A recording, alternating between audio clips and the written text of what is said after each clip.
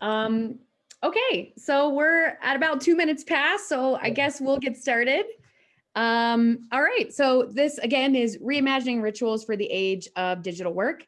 We have InVision, we have Josh Levine, author of Great Mondays, we have Donut, and we have Bonusly. So we're super excited to get started today and to share what we have for you to learn on this topic. And I'm very excited to learn about it as well myself. So a couple quick housekeeping things, just to kind of get everybody on the same page. You'll notice there is a Q&A button.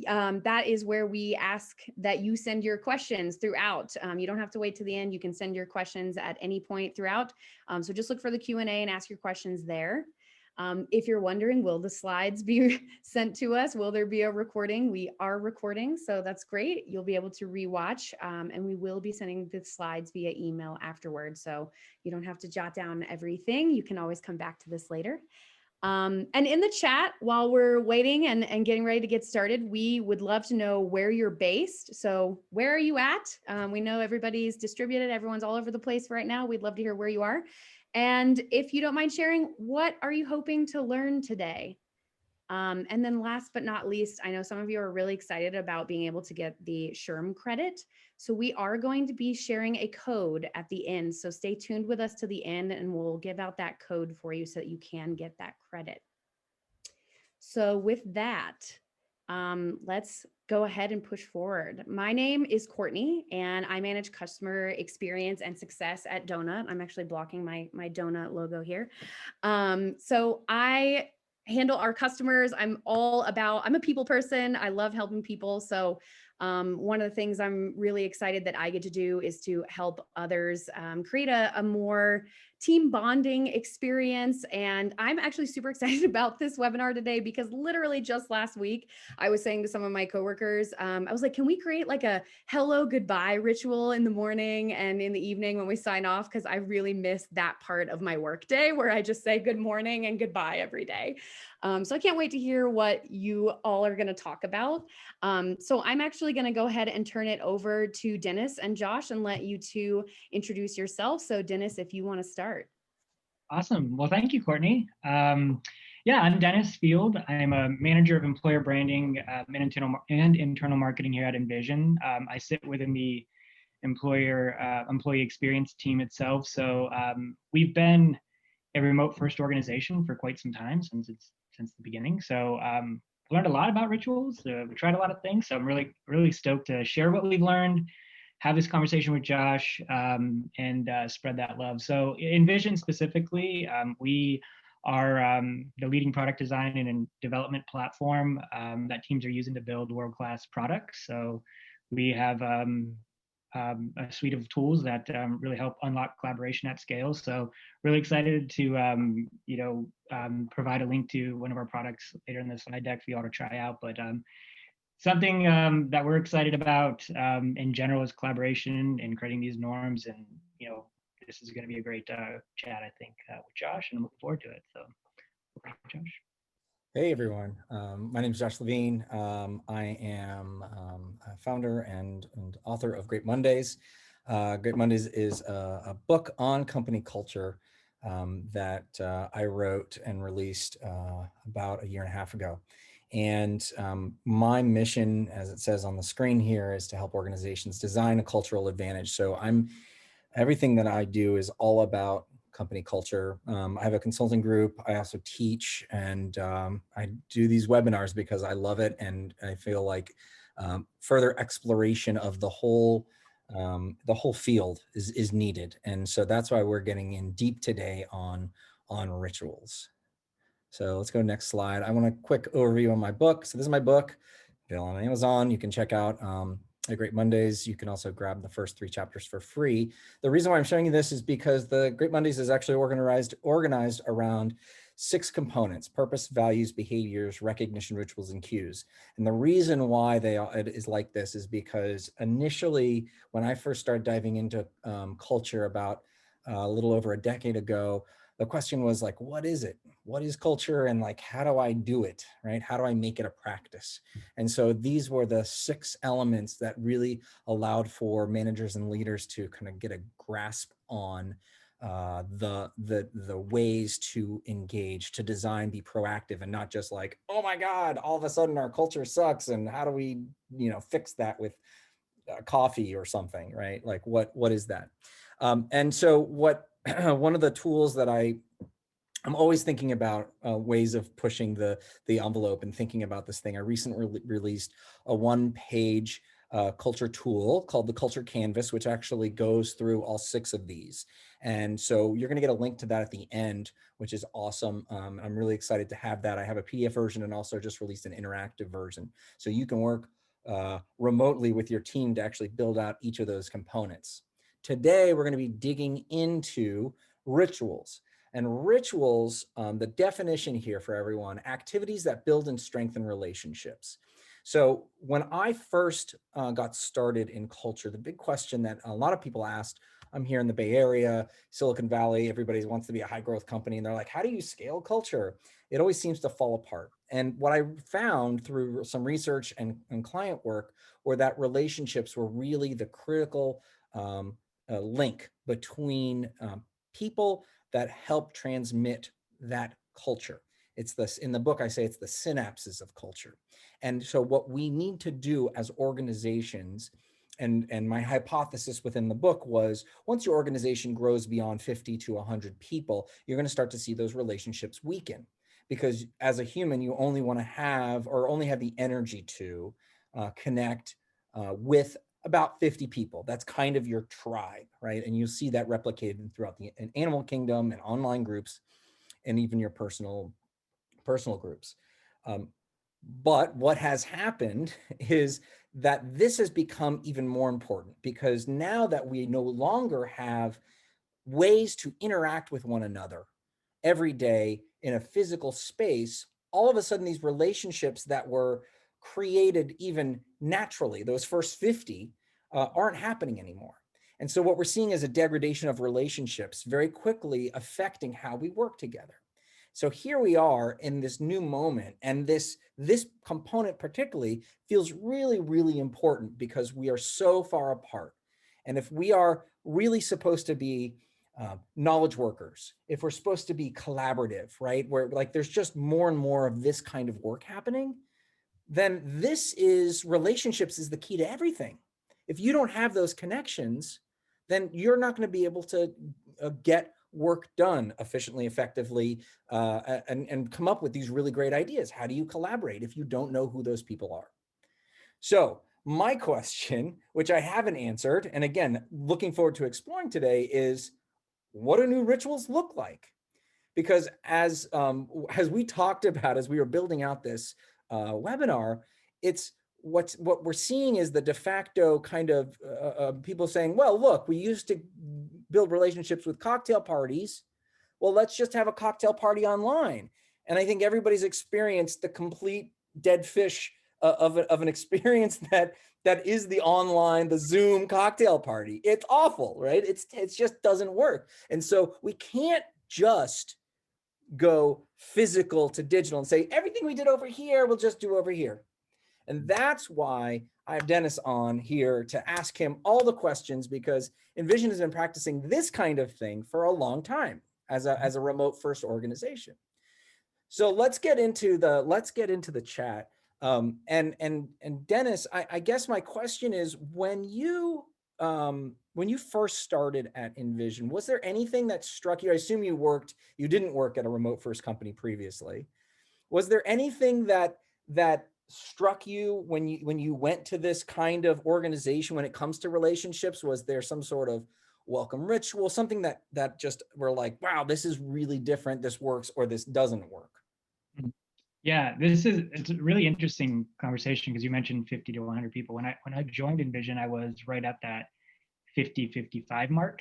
Right? So I've seen sort of that feeling, and I've always kind of carried with me, like, I wonder what I used to kind of just say, when is it going to feel different? When's it going to break? Right? Like that feeling of culture, that connectivity every day. I'm like, when's it going to hit that point? Right? And it's gone through its moments, right? I'd say the first thing I realized in such a remote first organization was how much our culture was really centered around really just authenticity, like right out of the box. I was like, wow, we really have like this hub of a culture that's not, at the time it wasn't even sitting in Slack, it was sitting in HipChat, right? But you kind of already felt this like energy of like an office that's sort of like buzzing, and it was just interesting because most people looked at the time those types of chat tools as just a chat tool, a way to talk about work, right? But I was like, wow, this is actually a living and breathing culture that's just sort of moving around, and that was my first sort of realization that there's something special to this when designed right. What does authenticity mean to you when you Yeah, say, when you're like, there's this authenticity? Are you talking about, I mean, I don't know. There's so many ways that you can take it. People use that term a lot. yeah. I think for us and for me specifically, it's feeling of human, right? Feeling, that Humanity. empathy and just really like, yes, there's this tool that's driving the conversation and sort of moving culture around, but I mean, at the time we introduced bonus even before that sort of 50-person mark, I think that came in at 20, and even that really brought this humanistic aspect to the culture, which was very much remote, right? And we didn't even it took 5-6 years before some people even met in person. Right, right. So let's dive into these rituals. Are there any rituals that you felt or have experimented with that really did, and if the goal is authenticity or humanity, that really helped connect with your team? What give us an example? Like what is one of those that like Yeah, like in the face, you're like, whoa, this is really intense, or whatever the emotion might be. yeah. I would say that first, like you said early on, it's sort of really easy to find your sort of tribe, and one of the interesting pieces to our culture here and making sure that happens is really ensuring that like within Slack we have a really clear like hobby channels and really clear places where people, whether you're interested in woodworking, and those aren't built by the company, those are just channels people build to sort of find their tribe and really get beyond the work, as I call it. But what we did at the company, once we started to experience a huge level of growth and kind of that hyper growth stage, we knew we had to like what I'll say, get a hold of it, like you described, Josh. Like, we're growing quickly, and how do we make sure that connection's happening and it scales with us? So we really built an onboarding program that was designed to make sure that the culture scales, like 100% dedicated to making these rituals, building these rituals, practicing these rituals, and then letting them free to go carry that beyond, right? So there was a lot of attention to making sure that we didn't lose all, and you can only control so much, right? Speed and velocity has a lot to do with it. But. Right. So one of the elements or the pieces of rituals that I talk about in the book is the kind of organic. People coming back. We had a technical difficulty. Thank you for sticking around. So as people are rejoining, looks like Dennis just popped back in. We had a technical difficulty, but participants are piling back in. Everyone's still excited to hear what you have to talk about. So please, continuity transition. Please. Yeah, yes, we are. See, people are saying it in the chat. They're excited to hear. All right. I thought that was, I was like, what happened to my job? All right. So here's where I was. Luckily, I remember. Which is there's this concept of emergent versus kind of top-down rituals, right? So you mentioned that you kind of set the tone, and I think the one that a lot of people have already used is, whatever kind of hobby channels in Slack, right? That's an emergent ritual that just, you set to go. One of the things that I think is really interesting, one of the things I talk about in the book is like setting up a ritual and then allowing it to kind of become its own thing. And what I've observed is that some will fizzle out and some will actually take off.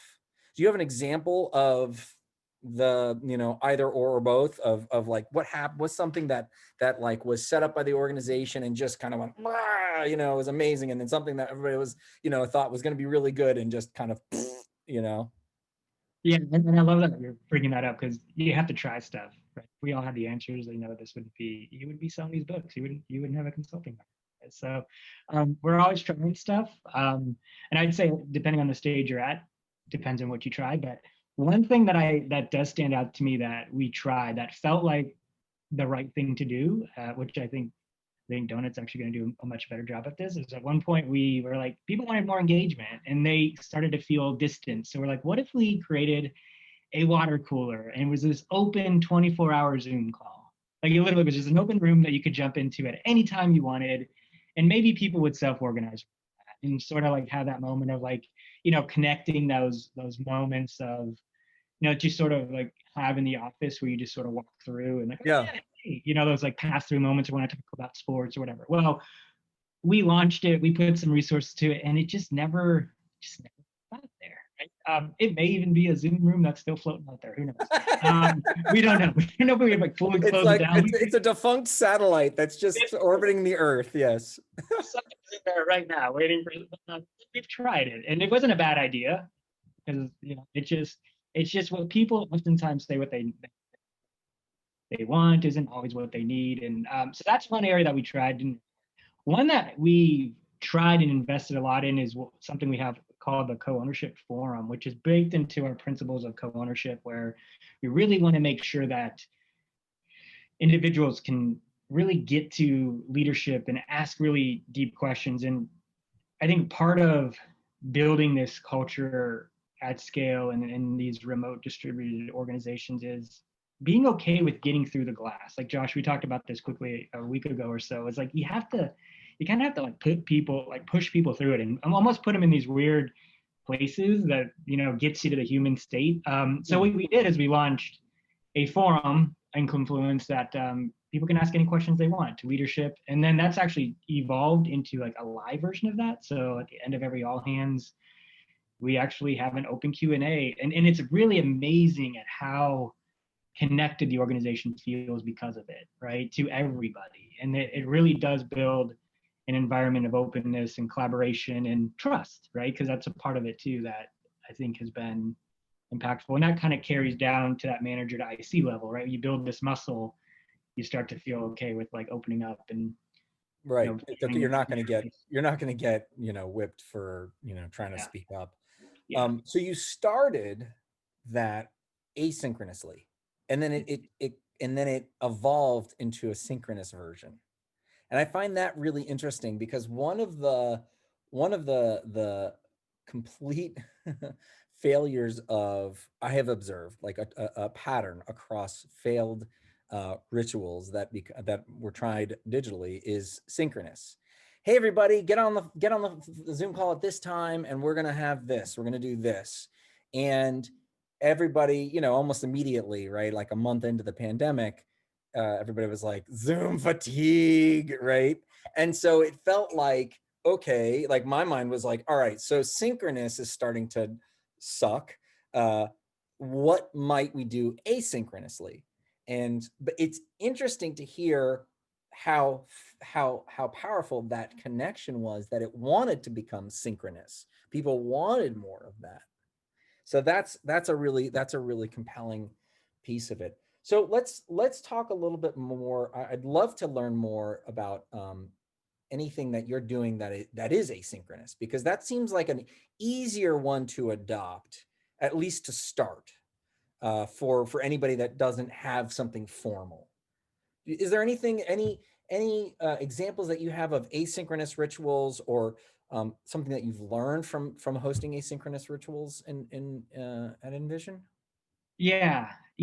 I think it's just I'm trying to get really tactical in this, and one area is really like building it into the operating system, right? As a consistent, like, teach them that what may feel this way may or may not feel this way is either normal or not normal. But like, especially in that early stages of onboarding where we like set up this little Slack room, that room becomes this sort of like tribal room in itself. It's like their classroom, right? And what happens is this spider webbing thing spins off of it. And when we do get together in real life, now there's a bond, and they get excited and they take class photos. And it was really interesting.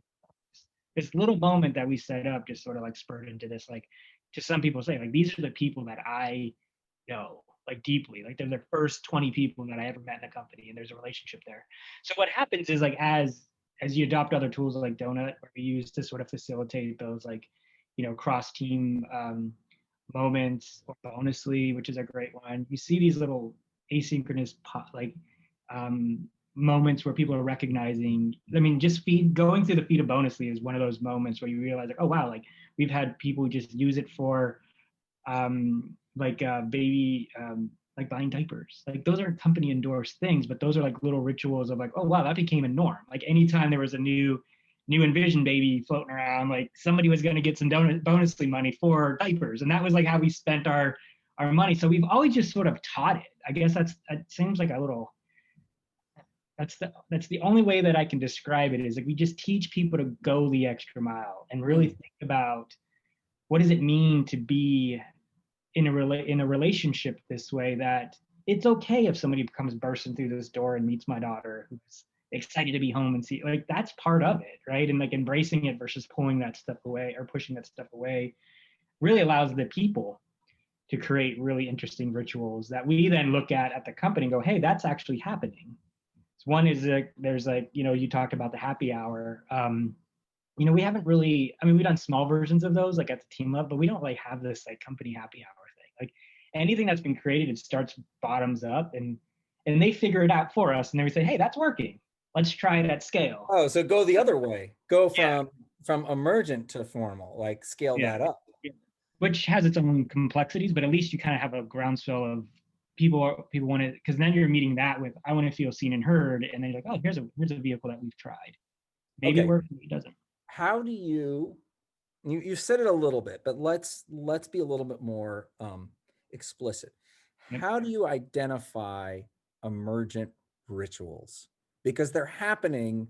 It's not like you're walking by the conference room and you're like, oh, look, they're having a diaper, whatever party, right? Like, I don't know, whatever it is, right? How do you even see these things happen? Because that to me is one of the big struggles, right? Like even before the pandemic, when we worked together, it was like, I'm imploring people, like as a manager, look for when people are getting together informally. Like, what is that? Like, what's happening? Because that is gold. So how do you even begin to do it remotely? Yeah, we have a lot of I call them listening tools, right? So first of all, like we are constantly getting data pulled in, and the people team from, our employee research channels that, we're very design first, so listen first, right? So we're always out there having conversations. Like we do focus groups. We will, like if we want to solve a pain, like engagement, that's kind of an umbrella statement, but if that's a thing we want to kind of address at a certain time based on a certain topic, okay, what are we hearing? And then we literally will ask, like, hey, in our team channel, like, hey, would anybody be interested in talking about some of the things they're doing? And then we get together as our employee experience team, and my job is really to amplify those stories. So we sort of get together in a little huddle and talk about it, bring them in, say, is it working? Is it not? Is there something that we can do better? Can we support you? Like, do you need us or want it? Like a hackathon, for example, that's another great example where that started in the engineering team. We've supported a few of those things in the past, but this particular one really started with 4 individuals getting together saying, we want to do this with sales, and we just supported it. But it started first with like hearing about it. Mm-hmm. We have a lot of channels and ways to kind of see it. And I think that's one of the benefits of tools like Bonusly and Donut, and is the data that you get when you start embracing those tools for what they are, is you really you can listen a little bit further. And then if you have to go further than just sort of monitoring it, you can kind of set up your own focus groups to get to the good stuff. Mm-hmm. But we miss a lot, right? I mean, you can't catch everything. Yeah. Of course. Well, that's good that you're so really what I was kind of imagining was sort of a passive finding, but you're actively listening. You're actually listening for those rituals and then experimenting with them, right? Can you talk a little bit about, I mean, if you're a design first organization, you're prototyping all the time, one would assume. Can you talk about what that process looks like? Like, how do you evaluate whether something's successful or not? I mean, there's the oh my God, it scaled. Like we didn't even, like, it just happened. And like, also no one's showing up to this room. Okay. That's obvious. But like, is it working? How do you know if it's like, how do you prototype a ritual? And then how do you know if it works? Yeah, I mean, well, generally speaking, like here we have a very vocal culture. Like they're gonna tell us they're gonna either vote by attending or not. Like that's that's probably one of the hardest things to do. Like because you can't as you can in a remote environment, you can't see what's going on out here. You don't see if somebody's, you know, just Yep. busy and they can't attend, or they're just like, I'm not into that, you know. So you kind of can see pretty quickly, like, okay, do we have enough momentum here to scale? But we start small. We actually treat it like a lot of the work we design for people in our organization is done just like a product. So we will start with sort of research discovery, get a group of people together, pilot it. How does that feel? What's it look like? And then just start dumping more bodies into that sort of pilot group, and then start with maybe a small team in sales, right? Or start in engineering, and then have those conversations. Try for a few weeks. If it's working, great. Usually we will know quickly. I think where the struggle starts to, like, where the inflection is, like when we want to start to move from like a business unit into the next business unit and try to connect it even further at scale. That's when we have to go and start from the top and sort of shoot it down. And then you kind of you kind of sandwich it, I guess, in a way. So, you know, tell me, yeah. well, tell me more about that. What do you, I can infer what you mean, but let's be clear, right? Like, so what you're describing is, all right, there's a little bit of a natural, there's already some relationships and bonds within a business unit. Sure, I'm going to hop on with Courtney and Dennis, and we're going to have a thing, and I already have a basis. But what you're saying is there's a challenge, there's a wall to jump over when you're like, ooh, okay, we need to get engineering and sales together in a ritual. What, when you're saying top down, like, why is that a wall? And then what is it when you say you have to be kind of top down it, like make a sandwich? What are we talking about?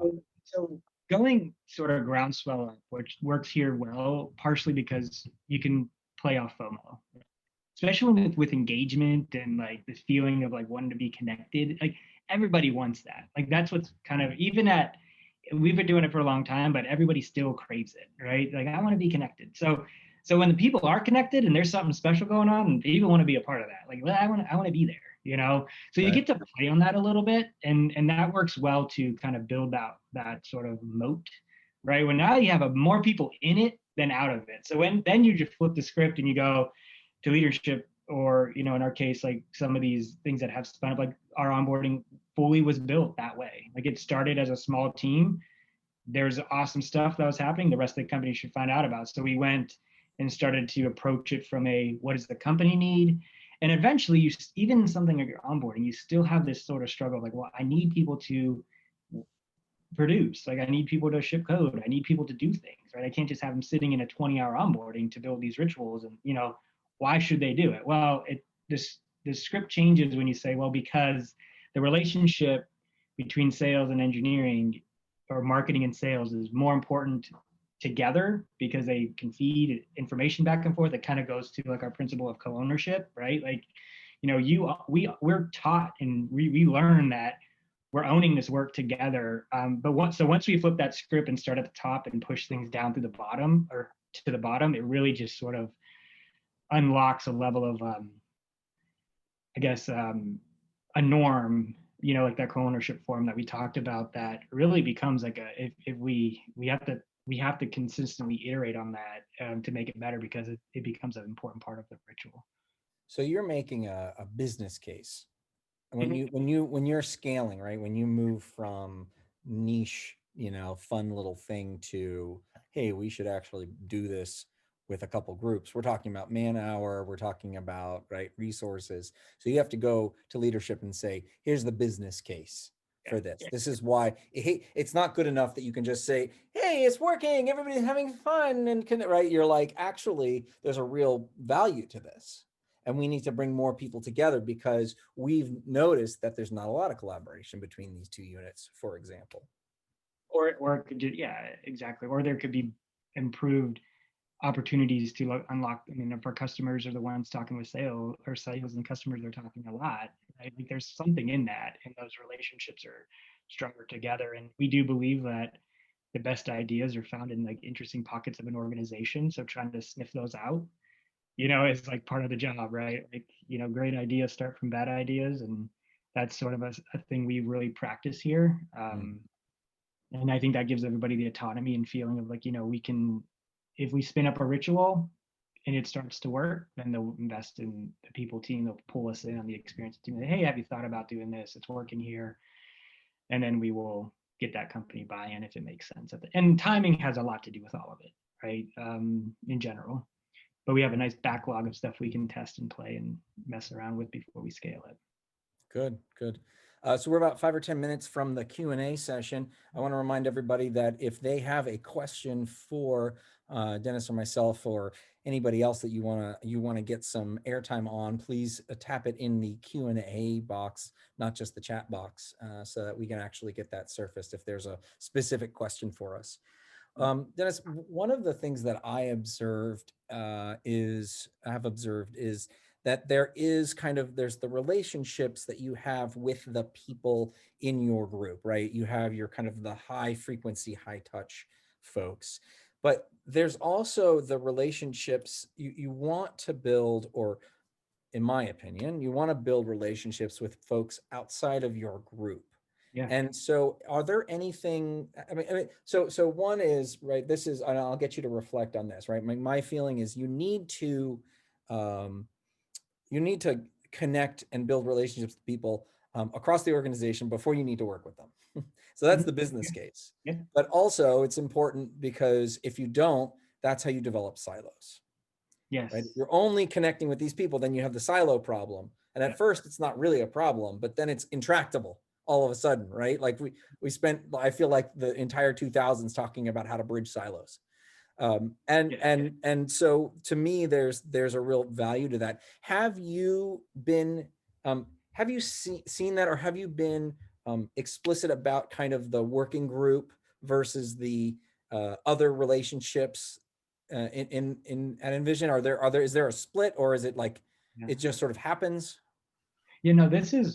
This is interesting. This is really, I think this is that part when I think of like remote work, right? And we try to like remove remote from the vocabulary because it's more about distributed collaboration, right? And then in that effort of like you're learning how to collaborate distributedly, you're also like learning how to build your support for the work you're doing and things you're building, and you were coaching to try to like, hey, go out of your norm. Like, don't just stay in your team. Like, you have influence over here, and so that's one piece. Another part that I think is an interesting ritual that's developing that we're testing and trying is what we're calling the kind of an internal newsroom sort of concept, where actually run it to be, which is interesting. So like, oh, this actually may be an interesting little thing to kind of add to this, which is we have what I'm literally calling like internal journalists sitting together, and every week we pull them together into this call, and we really talk about like what's going on in the virtual halls of InVision that either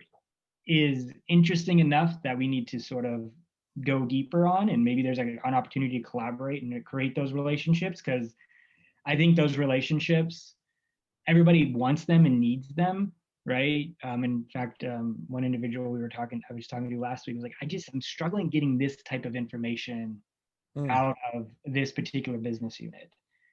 Can you help? Is somebody in this room able to help do that? And then 20 people sitting in a room go, well, there's this piece of software. Oh, this person. Oh, hey, maybe we should actually build a task force around that. Like maybe that's actually something that, so I think that's sort of how we've approached it right now. I mean, I think for right now that works well for where we're at. And it allows us to then scale some of these stories and figure out, okay, how do we distribute this internal news, and what do we build out of it, right?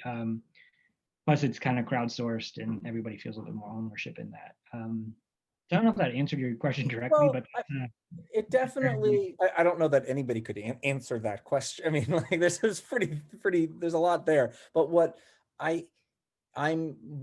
new, what I'm listening to is that there is a value to the informing what is happening to other of in one group to the others, and there's sort of this like what I've been working on, and so it gives you a sense of what's happening, not just it's not just a relationship. What you're describing is building not just a relationship between people, which is kind of how I was thinking about it. And what you're describing is actually building relationships between individuals and groups of people. You're like, oh, that's what this team is doing. That's really interesting. And there's another level of value, of data, of information that I am getting that I go, oh, they do that? Maybe we could do something like that. Improve bottom line outcome, right? Like, oh, they do that? That's really interesting. Like, I didn't realize that they got in that, and I could go and ask that. So you're kind of informing, it's a fuel for relationship building. Yeah, and to add to that, as we've scaled, I think you've talked about this, like culture just, it's always moving, it's always taking on an interesting form at times, right? Depending on where it's at. But like the idea of, scale and culture coming together, like it's hard to keep it together, right? Obviously. And what we've found is that by really encouraging people to have these conversations, as we scaled, people want more transparency, because I think it's in that transparency that they feel more connected to something, and in that connection they feel more engaged, and in that engaged they find some more meaning, right? What we realize is that transparency can only go so far, right? But context, I think, is like the piece that sort of allows people to sort of like operate within a freedom and a frame at times to say, I may not have all the information here, but I have the context. And that context may be enough for me to do what I need to do right now, or go and find more information. And, and so like that newsroom sort of like allows for a little bit of that, like context of what's going on in around the company. And then, hey, let's go deeper if we need to. And then we can kind of figure out ways to get leadership in if we need to get more information and whatnot. So it really is an interesting, to your point on this, it's a really interesting thing to try to figure out, because it's not one size fits all. And I'm starting to feel like it's not one size fits all, like across the company. Like each department has its own little like nuances, right? Well, how many people are at InVision? How many employees and contractors? Yeah, right now we're around 600. So we've grown at various stages, and so. Yeah, good. Well, I just felt like it was important to give the context of like, and at what size can we have an internal newsroom, right? If that's a good idea, right? Changes it all too, right? Because we have envisioners all over the world, and how do you make sure that they feel connected when they may not be able to make it to an all hands like live, right? Or these co-ownership forums live, right? So we have to, and that's a thing we're still trying to figure out, to make it feel even more authentic and human, right? So like, I mean, the dream is like everybody in InVision feels as though they're on this call live, even if they're not, right? Yeah. Right now, default is let's make sure we record everything, make sure we document things, and get it up to people as fast as we can, and have good communication around it. Yeah, I do feel like more and more we're gonna see a bunch of like mini multinationals, right? It's like everybody, it's just gonna be, there's not gonna be, oh, well, most of us are in this time zone. It's like, that's just out the freaking window. A lot more questions I can ask, but I want to turn it over to the folks that have been watching patiently and asking some questions. I see there's actually quite a few in the Q&A. Courtney, is there anything out there that rises to the top that you think we need to take a crack at? Yes, definitely. We have a lot of good ones. So I will try to get through as many as we can in the amount of time we have left. So first, from Miguel, Amanda, and Laura, they asked, how do you balance providing opportunities for connection while also reducing, it's a new word, reducing that Zoom fatigue that we're all feeling? So balancing those opportunities for connection against the Zoom fatigue. Yeah. It's, I mean, I'm Josh, I'm sure these are open for you as well on this. You first. Yeah, it's interesting here because like we've always been in Zoom, right? So it's almost like it is fun to know too, like when COVID hit, like we were like, oh my gosh, now we're on Zoom all the time, right? Like that used to be sort of the break. Let's get off of Zoom and sort of connect. One of the things that we do is encourage people to sort of author that day, right? And what we mean by that is like some days that means you take the call on Zoom. Other days, take it on your cell phone and take a walk. Like other days, don't use any of those tools. Use Slack and use whatever communication channel works for you at that time and what you need.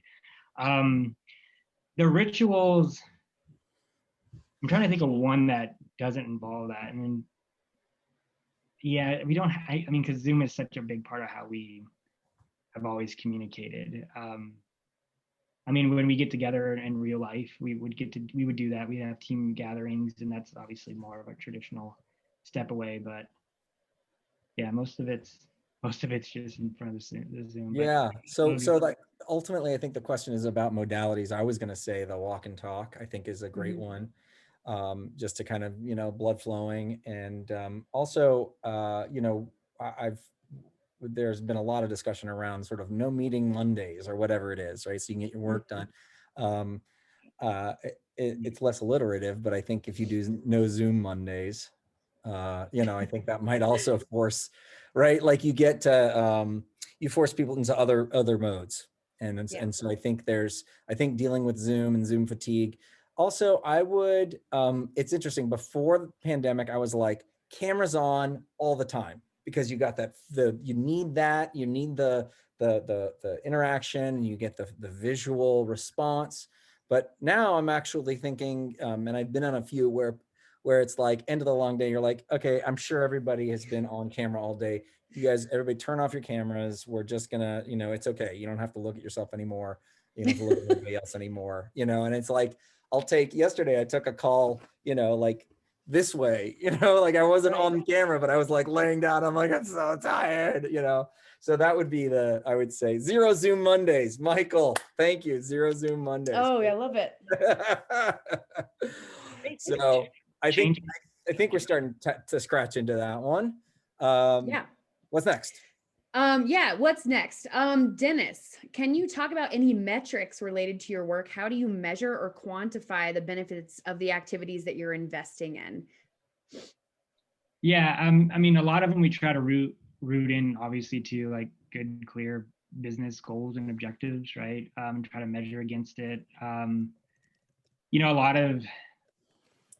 lot of things, I guess, related to sort of experiences and culture. I mean, obviously, when we look at our surveying that we do like quarterly, how well do you feel engaged? All kind of it ties back to the work we're doing. So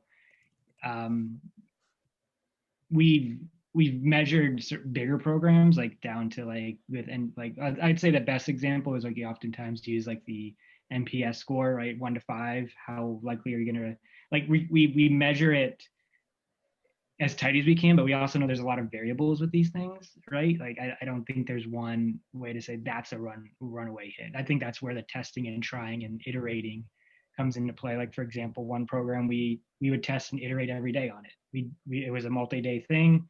Run a survey. Are people engaged? Nope. Okay, what do we want to pull out of our toolkit to try on the second day? And then you look at the survey and like, oh wow, we've seen a bump. But yeah, got it. Yeah. Yeah, that's helpful. Thank you. This next one I actually really love because I know it's something that we've tried to think about a lot at Donut as well, which is how do you go about creating virtual engagement opportunities that's balanced between the extroverts and the introverts? The first thing to do on it, and Josh, I really want to hear your thoughts on this one, is you have to recognize it. I know it sounds like kind of an easy thing to say, but I don't think it's recognized enough, right? You just think, oh, everybody wants to sit in a hall for X amount of hours, or everybody wants to ask a question to the co-founder of the organization or whatever, right? And you're like, not everybody does, right? So what's their vehicle that gives them the same value? And then you may have to design two solutions there, but I think oftentimes when people don't feel seen and heard, that's when you sort of get that backlash. I'm like, well, that's a bad idea. But Josh, I'd love to know your thoughts on that. Well, I think it goes back to how people feel comfortable engaging. And one of the opportunities that I've seen is in Zoom calls. A lot of my clients will have side conversations in the chat. And that's something that would have never happened in person, right? Like, it's, but it's really interesting, right? Like you don't have to interrupt the meeting, but say, I agree too, right? Someone just go, I agree, +1, or Josh, what do you think about this? And so that makes me think of like, if I'm not comfortable vocalizing on Zoom, maybe there's another way, right? There's the chat bar. But there's also some best practices around and creating some, even though it takes energy, creating a space that allows for introverts to feel more comfortable vocalizing, right? So that would be another thing. So I think you're right. I think you got to acknowledge that, and be aware of preferences and acknowledge that maybe that's not the way that you want to do it is not the way that everybody else wants to do it. And so I think then it ties right back to that first question, which is cameras off. Maybe it's just a conversation or a live Google Doc or whatever it might be that allows people to connect. There's Kelsey is saying breakout rooms are highly effective, right? So making it smaller groups is also, I agree, right? And so I think you go to best practices around when I think about facilitating workshops. What are the different textures, right? Individual work, group presentation, pairs, all the different ways. So I think you have to think about the entire arc, right? Because and I'll connect it back to the second question, which is like the Zoom fatigue. If it's all Zoom all the time, it's like everybody's exhausted, and then other people might not have an opportunity to really connect. So use all the tools. We have tools now that we can't, right? Like if there's different ways to communicate. So it almost is, this is where I feel like we need to get to next, is an acknowledgement of the freedom that we're actually having with the things like sidebar chats. Yeah. Yeah. And something I know we've done at Donut too is allowing people to kind of like test out different tools that work for them. So for some people it's Zoom, for some people it's a different chat tool entirely that just feels more natural to them. And that's been really interesting to see that unfold. So here's another great one. It's a little bit more about like building the atmosphere and the environment before the virtual event. When you set up these virtual events, how do you set up the invite? In other words, how do you build and create the excitement for the environment before everyone arrives? Yeah. We do a lot of like content, like kind of internal marketing sort of approaches, right? Like, just like you promoted the webinar, like we do a lot of that. The beautiful thing about internal getting and building these rituals is you already have a sort of an audience there ready in a way. So you just have to focus on awareness. And, we try to start that 3 weeks out, right? Depending on what it is, right? And really kind of like get people excited. We have various communication channels, like all hands will drop it. Slack, obviously. We have an email digest that goes out that is kind of like a roundup of everything going on. So we'll highlight things there. Nobody, just because you said it once doesn't mean they're going to go. You have to say it consistently. Those principles still apply. And then we try to keep it simple on how we set it up. Like usually the invite's on the calendar and they just click it and they go. We try not to overcomplicate, create a lot of friction to get there. A few things we've done, we played off the gate, like meaning like, let's kind of gate this and see how many people show up and get excited and they can't get in. So we'll do it again. That's a nice way to measure how bad do they want it, right? Is put a wall of like 10 people and then like, oh, wow, actually had 100 people show up. So, and then you make an iteration, try it, and then the next 10 people get a better version of it. That helps with excitement as well. But I would say most of the stuff hopefully they're excited to want it, and just you don't have to market it too much, right? Well, it sounds like good old fashioned, marketing of you got to say to them a couple different ways, a couple different times. You got to, what's the lead? How do you support that, right? Like those are all tools that we've been using in the external world for a long time. So how do you make sure to get people engaged internally as well? Find those champions. I think, just like in external market, you find your champions and you give them a reason to join, right? And then tell your friends, right? that same stuff applies internally, because it's amazing how many people are connected individuals that you think they're like, oh yeah. And as your company gets bigger, you're getting further removed from it. So champions go a long way. That's great. Yeah. I love that idea. Courtney, maybe one more? Sure. Do you have any tips on maintaining one culture within a more hybrid format where we've got now people who are working from home as well as some people who are working in the office? I'm going to go to Josh on that one first, because you probably have a lot more experience than that. Yeah, well, I think let's start with how to define what one culture is. And I would urge and argue that that's not the goal. You don't want necessarily one culture. As a matter of fact, you'll never get there if you try. So what are the commonalities? What are the common practices that are non-negotiables? Your purpose, your values, your behaviors, and then what are the things that will actually be different? And this previously, when I think about culture taxonomies, this previously was like, okay, well, our Sioux Falls office is going to be very different from Berlin, right? That culture is just going to be very different.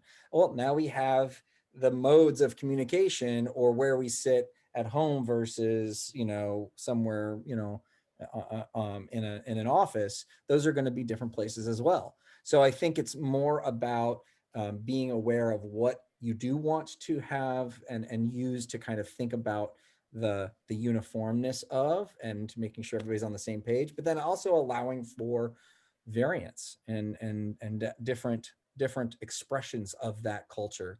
So the way I think about it, right? Purpose and values should be the same. But then how you articulate that and how you act on that, how you reward that or recognize that is going to be a little bit different depending on where you are. And so what I'm thinking about is sort of different bubbles that are overlapping, and thinking about what works, and maybe to your point, Dennis, about like, no one method works for one company, but maybe not even one company. Yeah. You have all the different things that are kind of like grouping together. So I would be more tolerant of a diverse ways of expressing that culture, but then also decide what is a non-negotiable. Yeah.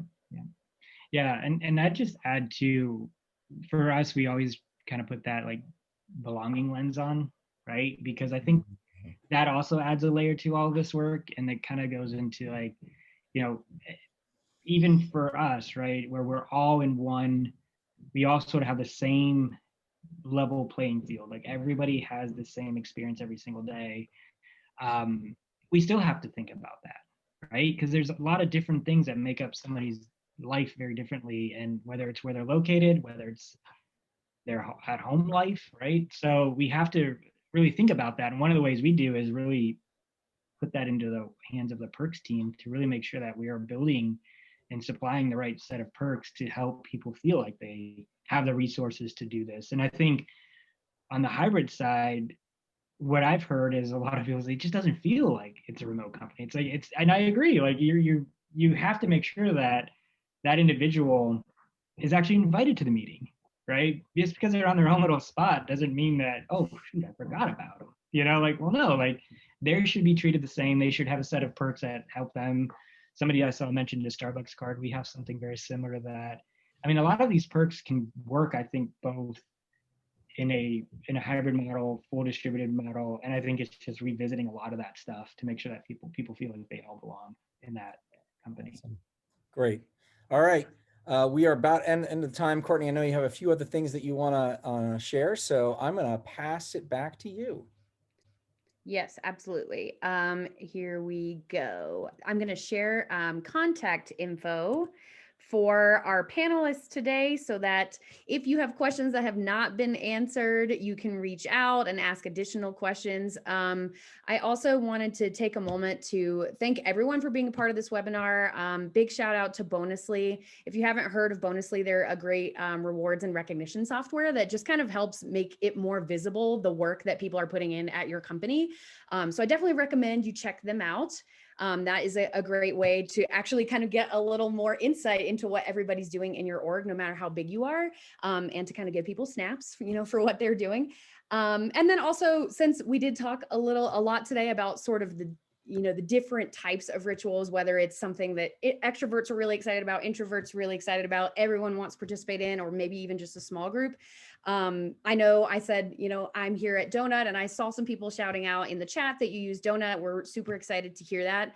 We recently launched a product called Water Cooler, which was aimed a little more at solving this need for connecting with people, but maybe not via Zoom. So it posts like a daily prompt in a channel where people can chat about what's your favorite type of potato, anything like that. So this just creates another way for people to connect. Now, I also wanted to remind everyone, if you want that SHRM credit down here at the bottom, we do have that code for you. So please make sure you grab that.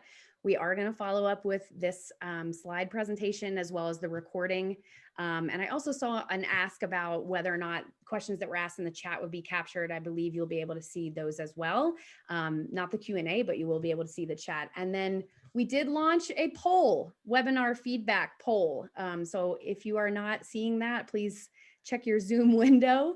We want to know how you felt about this webinar today. So please let us know what you think, how we can improve. And I definitely want to thank both Josh and Dennis again, as well as the team from Bonusly for doing this. This was super helpful. And I'm going to take some ideas from this back to the Donut team.